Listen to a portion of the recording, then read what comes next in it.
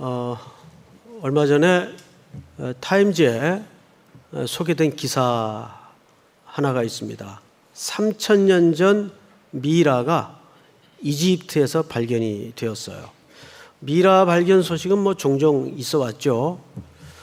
그런데 이 기사가 관심을 끌었던 것은 그 미라 손에 들려진 꽉 쥐어 있었던 그 씨 한 줌 때문이었습니다. 어느 식물인지는 모르겠는데 미라 손에 씨가 들려져 있었어요. 그러니까 그 씨가 최소한 3000년 전 씨가 되었던 거죠.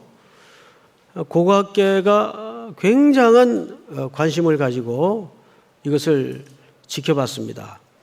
요지는 미라보다는 오히려 그 미라 손에 들려졌던 씨가 살아있는 씨냐 죽어있는 씨냐, 그리고 또 과연 이 씨가 지금 심어도 싹이 날까 안 날까, 여기에 더 초미의 관심이 있었어요. 그래서 어느 농부가 뭘 그걸 가지고 논란을 일으키냐, 심어보면 될 걸 그랬대요. 그래서 진짜 그러면 되지. 그러고는 그 씨를 실제 심었답니다. 싹이 났을까요? 안 났을까요? 싹이 났습니다. 그래서 이게 뉴스가 된 거예요. 싹이 났어요. 씨에는 생명력이 있었기 때문에 세월이 가고 환경이 바뀌어도 그 씨는 생명을 터뜨리고 싹을 틔웠던 겁니다. 이 얘기를 제가 왜 할까요? 5월 29일 우리는 이제 썸데이를 준비하고 있습니다. 전도 축제는 교회 성장과 아무 상관이 없어요. 여전히 이 땅에는 복음을 알지도 듣지도 못한 이들이 너무나 많습니다. 이런 날을 기획하고 정해서 우리는 그들을 초대해서 예수 없는 그들의 가슴에 그리스도를 소개하고 하나님을 소개하자는 데 목적이 있는 겁니다.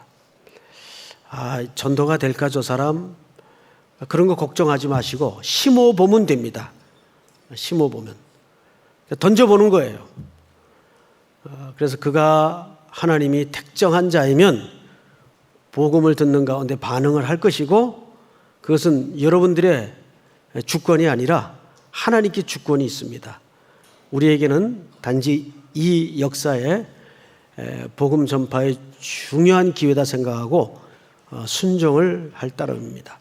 아직도 태신자를 작정하지 않은 분들이 많을 텐데 모두가 이 일에 동참하셔서 작정해 주시면 대단히 고맙겠습니다. 이제 불과 2주밖에 안 남았지만 주변에 믿지 않는 자들을 꼭 초대해 주시기 바랍니다. 그런 의미에서 우리 옆에 분에게 다시 한번 이렇게 인사를 할까요? 일단 던져봅시다. 네, 던져봅시다. 자, 오늘은 에베소서 4장을 중심으로 계속 교회론을 이어나가겠습니다. 오늘 본문이 이렇게 시작이 되죠. 그러므로 이 접속사는 많은 말을 하고 있죠. 앞에 어떤 설명 끝에 이제 본론이나 결론을 지금부터 얘기하는 겁니다. 근데 우리는 중간부터 지금 보기 때문에 앞에 무슨 얘기를 했었나 도대체 알 수가 없어요. 그래서 조금만 더 읽어보고 그 이야기를 좀 이어나갈까 합니다. 그러므로 주 안에서 갇힌 내가, 이 글은 바울이 썼어요. 근데 바울이 지금 갇혔다고 소개합니다. 이 말은 주님 안에서 복음의 포로가 되었다는 영적인 의미도 있지만 실제 바울은 지금 감옥에서 이 글을 씁니다. 왜 감옥에 갇혀 있는가 하면 복음을 전하다가 체포가 돼서 지금 감옥에 갇혀져 있어요. 그리고 그는 이 글을 쓰게 되는데, 세상은 그를 묻고 그를 가두기까지는 했지만 하나님께서 그에게 부어주신 계시와 하나님의 나라의 경영에 대해서는 묶을 수가 없었어요. 그래서 그는 묶이고 갇힌 몸이지만 감옥 안에서 하나님의 경영에 대해서 감당할 수 없는 비밀을 경험한 끝에 후대 독자들에게 성령의 감동을 받아서 붓을 들고 이 글을 남깁니다. 그리고 1장서부터 3장까지는 그 하나님의 나라와 예수 그리스도의 경륜에 대해서 쭉 교리적으로 설명을 해요. 어마어마한 이야기를 설명을 합니다. 그 설명을 거의 마쳐 갈 즈음에 그는 이제 드디어 이 땅에 그리스도께서 설립하시고 창립하시고 만드신 교회 성도들에게 또 교회에게 특별히 여기서 로컬 처치인 에베소 지역의 교회 성도들에게 이 부탁을 하는데 이 부탁은 세월이 흐르고 역사가 바뀌었지만 오늘 우리 삼일교회나 저와 여러분들에게도 여전히 유효한 의미를 던져주기 때문에 오늘 한 3가지 차원에서 과연 사도 바울이 감옥에 묶여서 그 가슴에 담아낼 수 없었던 하나님의 나라의 비밀과 그리고 교회에 부탁하고 싶었던 3가지 의미가 뭘까를 좀 보도록 하겠습니다. 자, 1절 한번 보십시다. 첫 번째, 그러므로 주 안에서 갇힌 내가 너희를 권한다. 이 권한다는 말은 그냥 부탁한다 그 말이 아니라 이 말은 강력한 요청입니다. 간절한 바람입니다. 첫 번째 뭘 부탁하는가 보십시다. 너희가 부르심을 받은 일에 합당하게 행하라. 자, 앞을 보실까요? 부르심을 받은 일에 어떻게 행하라고요? 합당하게 행하라. 여러분, 이 말은 흔히들 이렇게 이해하고 있죠. 야, 남자로 태어났으면 좀 남자답게 굴어라. 라든가 또 반대로 야, 여자면 좀 여자답게 굴어라. 라든가 또 유사한 의미로 내가 교회 집사면 좀 집사답게 굴어야지. 물론 그런 의미나 뉘앙스가 전혀 없는 건 아니에요. 그런 부탁이 일면 있습니다. 그런데 부르심을 받은 일에 합당하게 행하라는 말 속에는 그 의미만 있는 건 아니에요.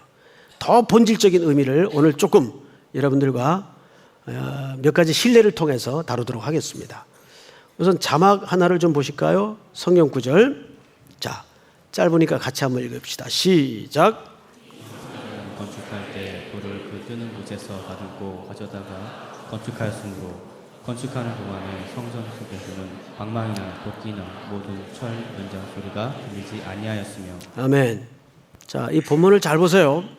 솔로몬이 하나님을 위해서 성전을 건축하죠. 근데 원래 이 성전은 누가 짓길 원했던 성전입니까? 다윗입니다. 솔로몬의 아버지가 되죠. 아버지가 참 하나님 앞에 기특한 마음을 가지고 성전 짓기를 원했지만 하나님이 거절했죠. 넌 안 된다. 넌 안 된다. 피를 너무 많이 흘렸기 때문에 넌 적합한 인물이 아니다. 그래서 그는 사실 성전 짓기 위해서 모든 물질을 다 준비합니다. 은금, 목재할 거 없이. 근데 정작 그걸 쓰질 못해요. 참 인생사가 늘 그래요. 쓰는 놈은 따로 있어요. 버는 사람 따로 있고. 우리 주변에도 보면 그렇죠. 예. 다윗은 열심히 준비했는데 정작 그걸 쓰진 못해요. 그 아들이 드디어 아버지가 준비한 것을 가지고 이제 성전을 짓는데 그 설계도를 오늘 본문이 기니까 적진 않았는데 띄우진 않았는데 6장 1절서부터 6절까지를 집에 가셔서 보면 정확하게 창문의 위치, 벽은 어떻게 하고 수치는 어떻게 하고 이게 개요가 딱 나와 있어요. 그리고 나서 이제 6절을 7절을 보니까 이 성전은 건축할 때에 이제 어떻게 하도록 되어 있는가 하면 돌을 그 뜨는 곳에서 다듬고, 이게 무슨 얘기냐면 성전이 지어질 터에다가 재료를 다 갖고 와서 썰고 못 박고 자르고 쪼고 다듬고 안 했단 말이에요. 돌 뜨인 곳에 그 자리에서 다 하나님이 설계해 주신 수치대로 맞추어서 썰고 자르고 다듬고 만들어서 운반을 성전 터에다가 합니다. 그리고 성전에 와서는 뭐만 하면 돼요? 맞추기만 하면 돼요.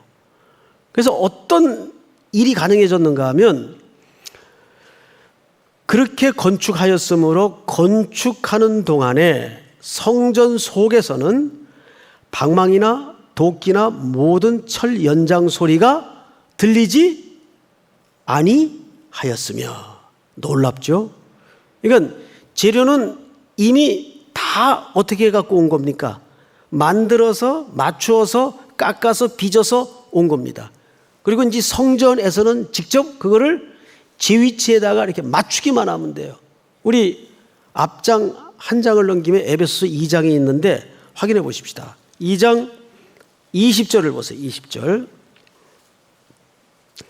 너희는 사도들과 선지자들의 터 위에 세우심을 입은 자라 그리스도 예수께서 친히 모퉁이돌이 되셨느니라. 자, 모퉁이돌이 누굽니까? 그리스도예요. 21절. 그의 안에서 건물마다 서로 연결하여 주 안에서 무엇이 되어가죠? 예, 성전에서는 연결만 하면 돼요. 자, 앞을 보십시다.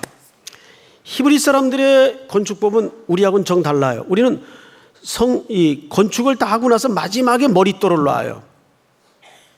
그런데 히브리 사람들은 머릿돌부터 시작합니다. 그리고 어디에서 끝이 나냐면 머릿돌에서 공사가 완성이 됩니다. 근데 오늘 여기 머릿돌이 누굽니까? 그리스도예요. 그리고 이 성전은 사실상 누구의 예표입니까? 오실 그리스도의 예표입니다. 그러니까 이 말이 갖는 의미가 뭐냐면 하나님께서 우리를 만세전에 택하시고 예정하셨어요. 여러분 그 사실을 믿습니까? 이건 송 목사 해석이 아니라 성경이 말하고 있는 지적입니다. 가르침입니다. 그래서 그들을 부르신 이상은 그들이 중간에 아무리 삐딱선을 타고 방황하고 넘어지고 연약해서 실패할지라도 절대 궁극적으로 멸망의 자리로 가는 법은 없어요. 왜? 그 부르심의 주도권이 하나님께 있기 때문입니다. 그래서 그를 이 성전을 짓기 위해서 돌을 밖에서 다듬어 가지고 와서 딱 맞추듯이 우리를 일일이 끝까지 일으켜서 다듬으세요. 불필요한 것들을 쪼아내세요. 그리고 성전의 크기에 맞게 다 썰어내세요. 모든 불필요한 건 다 자릅니다. 그러니까 그 하나님의 구속의 계획과 경륜 속에 들어와 있는 인생은 사실은 쉽지 않아요. 하나님의 수치에 하나님의 그림에 맞게끔 그림이 나올 때까지 페이퍼로 문지르고 끌로 쑤시고 호벼 파고 자르고 비벼내고 그러니 그 붙들린 삶이 쉽겠어요? 그런데 때로는 우리가 연약해서 우리의 악함 때문에 우리의 죄성 때문에 우리가 넘어지고 실패할 수 있어요.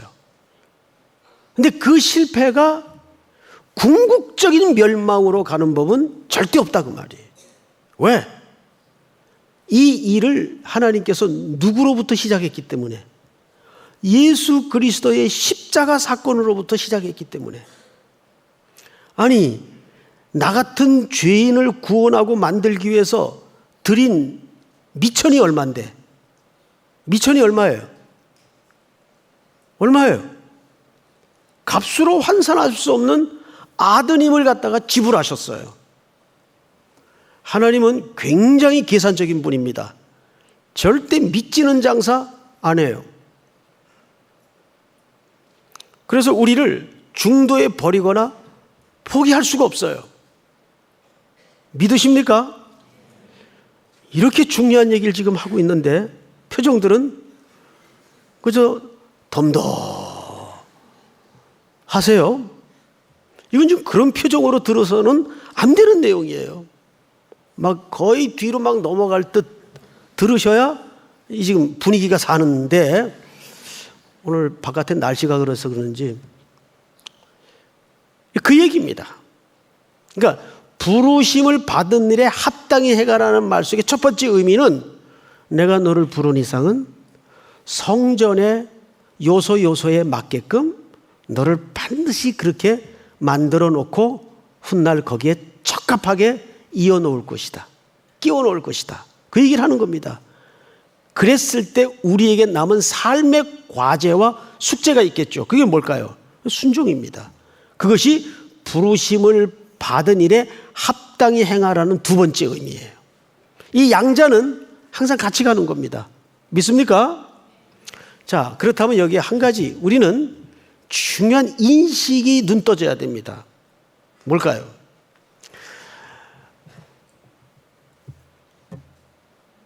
말로 할 때 오는 게 좋아요? 매 맞고 다 털리고 오는 게 좋아요? 집에서도 이제 여러 애들을 키우다 보면 말로 할 때 순순히 따르는 아들이 자녀가 있는가 하면 매를 버는 애들이 있어요. 꼭. 매를 버는 애들은 주로 어떤 애들이 매를 벌던가요? 고집 센 애들.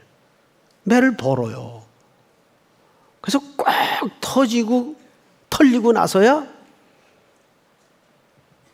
전부 여지 없어서 그리고 옵니다. 이 가운데도 지금 그 기로에 서 있는 분들이 있어요. 하나님이 이렇게 예배 시간에 말씀을 통해서 나에게 경각심을 주실 때 그때 오세요. 고집 센 애들이 매를 버는데, 자, 인간이 고집을 부려야 기껏, 요즘은 이제 장수 시대니까 90 정도 고집을 부린다고 합시다. 90년 정도. 그런데 여러분, 고집과 고집이 붙으면 누가 이깁니까? 고집 센 사람이 이겨요. 그런데 하나님의 고집은 어떤 고집이세요? 영원하신 고집. 성경에 보세요. 시편에 하나님을 어떤 하나님으로 소개하죠? 영원하신 하나님. 어디다 대고 고집을 부려요? 고집 부리지 마세요. 그건 굉장히 미련하고 그 미련은 뿌리가 교만입니다. 그건 교만한 거예요. 좋은 말로 할 때 빨리, 말로 할 때 말씀을 통해서 돌아오는 게 제일 복된 자입니다. 야, 오늘 다 제쳐놓고 교회 갔더니 목사가 협박을 하네. 협박이 아니에요. 협박 아니에요. 제가 이 얼굴로 무슨 협박을 하겠어요. 여러분, 부르심에 합당히 행한다는 말 속에는 이렇게 이중적인 의미가 있다는 거 꼭 기억하십시다. 하나님이 반드시 만드신다. 그러니까 말로 할 때 손 들고 오자. 두 번째는 우리는 거기에 뭐예요? 순종하는 반응이 있어야 됩니다. 두 번째 성경을 보십시다.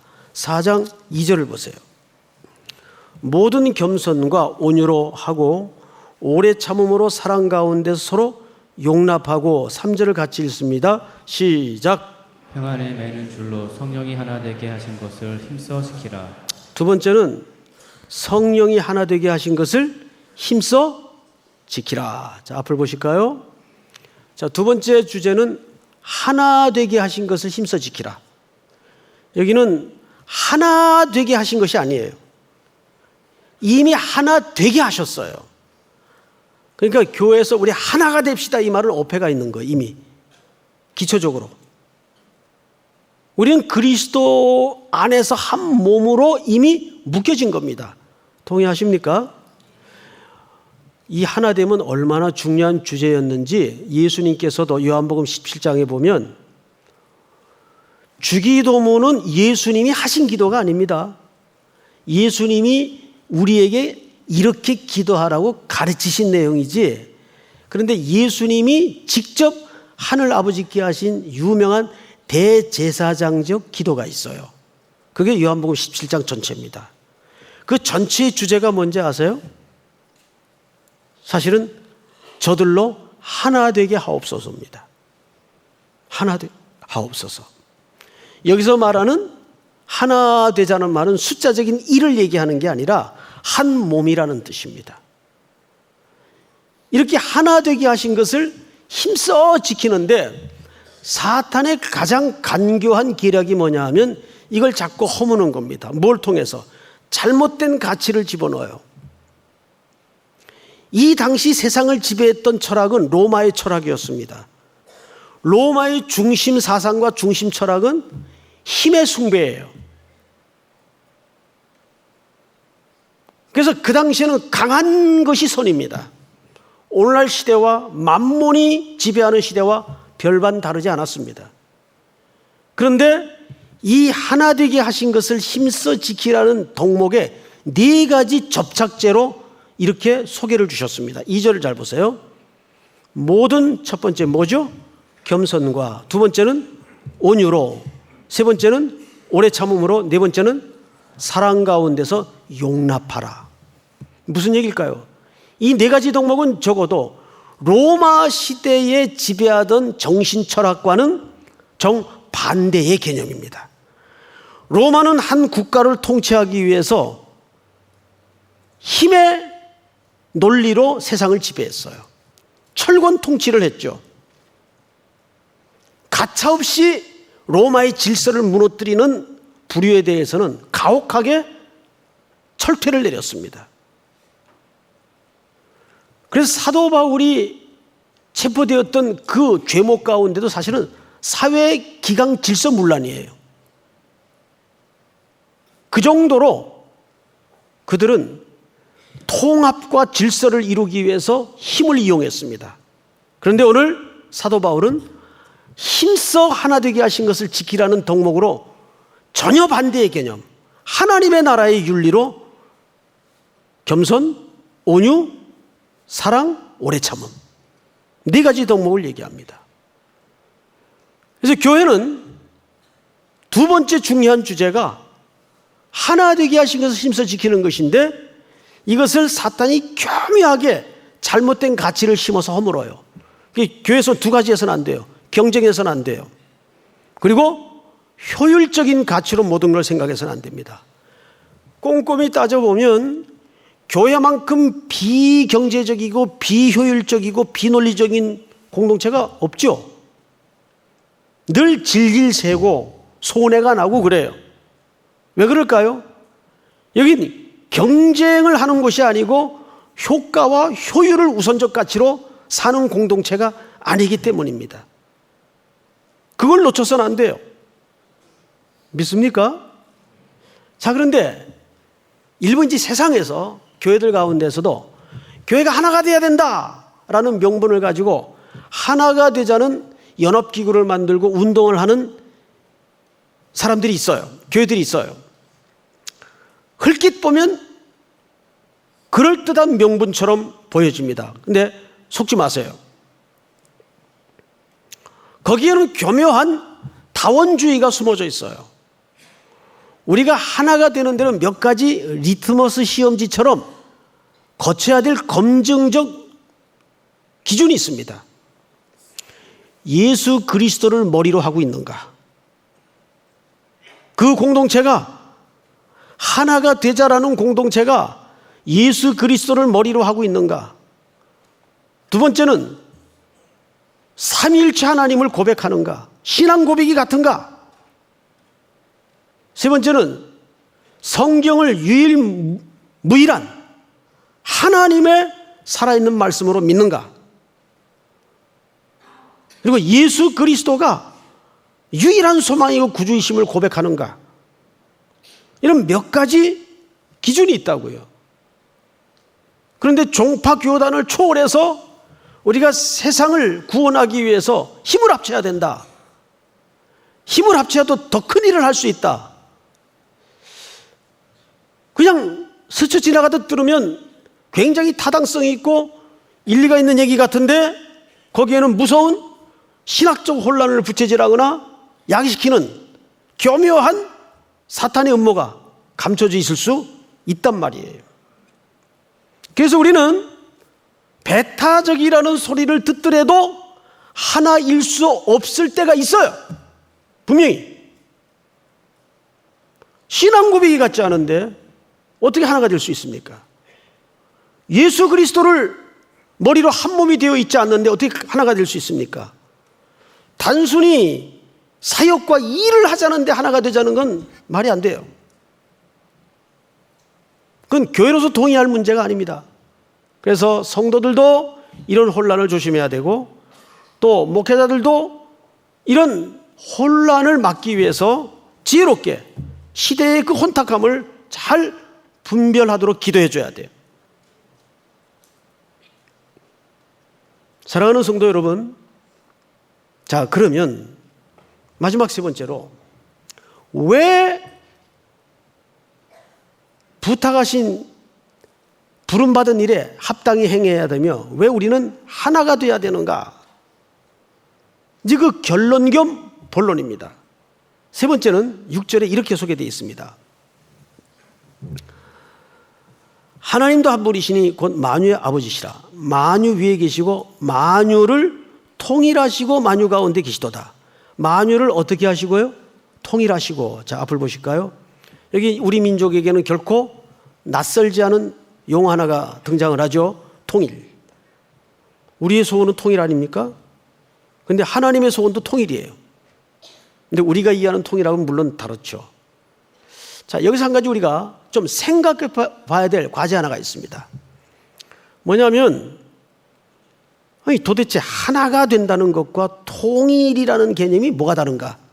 그게 그 말이 아닌가? 어떻게 생각하십니까, 여러분들? 설교를 일방적으로 잘 듣는 것도 유익한데 좀 오늘은 생각을 좀 해보십시다. 우리가 그리스도 안에서 하나가 되자, 하나가 되게 하신 것을 지켜야 된다라는 개념과 통일이라는 개념이 뭐가 달라요? 통일.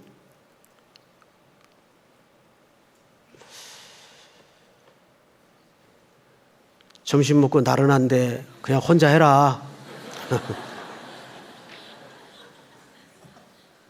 통일이 뭘까요?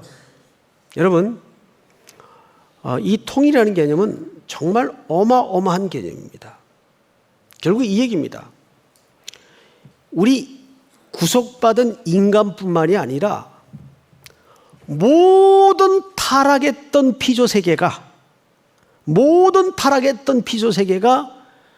회복이 되어서 전부 왕 되신 그리스도께 복종하고 무릎 꿇고 그분을 만왕의 왕으로 경배하는 그 순간을 얘기합니다.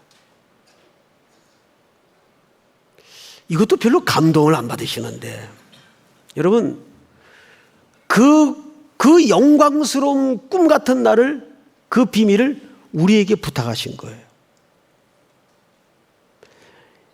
이제 썸데이가 끝나고 특세가 맞춰지면 우리는 올해도 역시 캐리어 가방을 들고 선교지로 갈 겁니다. 참 신기한 걸 많이 보죠.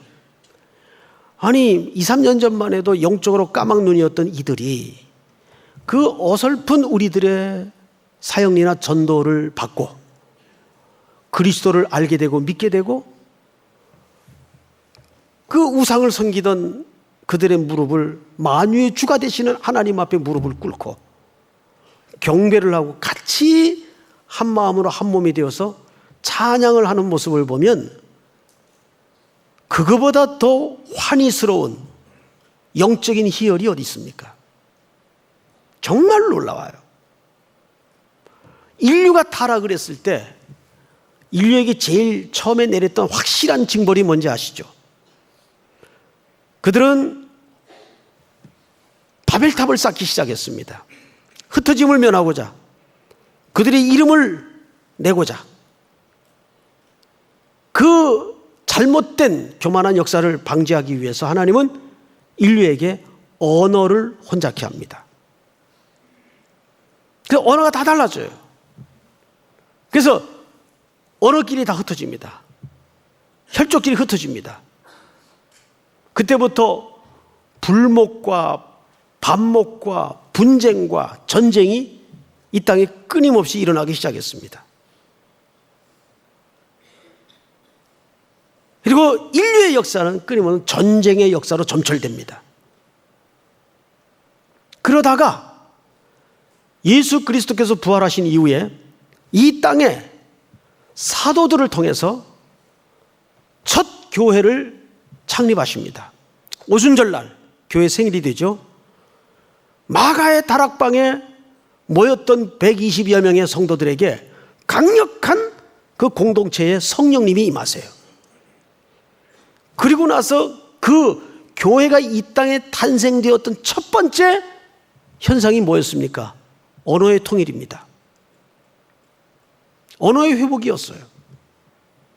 그리고 각 처에서 각 나라에서 온 모든 이들이 한 마음으로, 한 고백으로, 한 입술로 부활의 주님을, 살아계신 하나님을 경배하고 찬양하고 높여 예배드리는 광경을 우리는 오순절 마가의 다락방에서 만나지 않습니까? 그것이 통일이에요. 통일의 샘플입니다. 이 위대한 과제와 사명을 이 시대 교회들에게 맡긴 겁니다. 사람이 마땅히 우리를 그리스도의 일꾼이요 하나님의 비밀을 맡은 자로 여길지어다. 그 비밀이라는 말이 미스테리온, 경륜이란 뜻입니다. 경륜. 오늘 사도 바울이 비록 묶이고 갇힌 몸이었지만 감옥에서 그 하나님의 나라의 경륜을 본 겁니다. 이것을 좁은 가슴에 다 담아낼 수가 없어서 그는 붓을 들고 이 글을 후대의 독자들에게 남기는 거예요. 그리고 이 땅에 그리스도를 머리로 설립된 한 몸인 교회에 부탁을 하는 겁니다. 부르심을 받은 일에 합당히 행하라. 두 가지 의미에서 하나 되게 하신 것을 힘써 지키라. 만물을 통일케 하려고 모든 민족이, 모든 피조세계가 마지막 날 왕 되신 그리스도 앞에 무릎을 꿇고 경배와 찬양을 드리는 날, 우리는 요한계시록의 그 예배의 풍경을 꿈꾸면서 이 복음 전파를 계속 주님 오시는 그날까지 땅끝까지 감당해야 되는 거죠. 오늘 이 말씀은 그저 여러분 가슴속에 또 한편 들려지는 말씀이 아니라 내 생애에 반드시 한 몫을 헌신으로 결단할 수 있는 그런 순종되어지는 하나님의 말씀으로 들려지기를 주의 이름으로 축복합니다. 우리 다 일어나십시다. 문들아 머리 들어라 왕께 만세 찬양하십시다.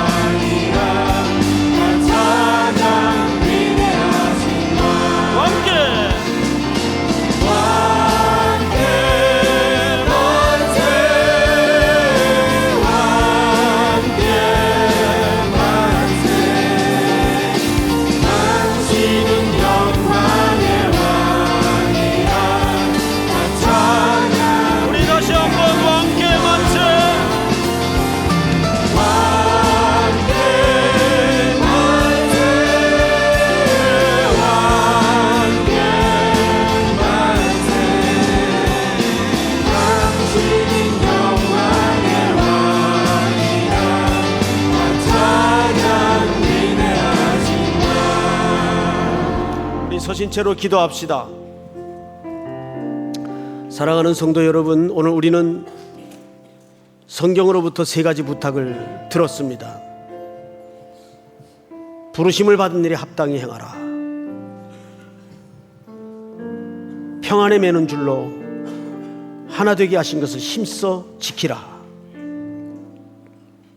만물이 그리스도 안에서 통일되게 하려 함이라. 오늘 이 위대한 하늘의 계획이 내 인생 한복판에도 순종되어지게 하시고, 우리 삼일교회가 선교적 제자로서 주님 오시는 그날까지 이어가게 하여 주시옵소서. 5월 29일 썸데이는 나에게도 주님과 잃어버렸던 썸씽이 회복되게 하시고, 그것이 썸씽으로 미완료로 맞춰지는 사건이 아니라 예수 그리스도를 만나는 귀로의 역사와 행렬을 보게 하여 주시옵소서. 아직도 이 땅에는 많은 복음을 알지 못하는, 듣지 못했던 사람들이 있습니다. 여러분, 그들을 향해서 복음을 던져야 됩니다. 복음을 말해야 됩니다. 주여 한번 부른 다음에 손내어 동성으로 기도합니다. 주여, 하나님 은혜를 감사합니다. 만왕의 왕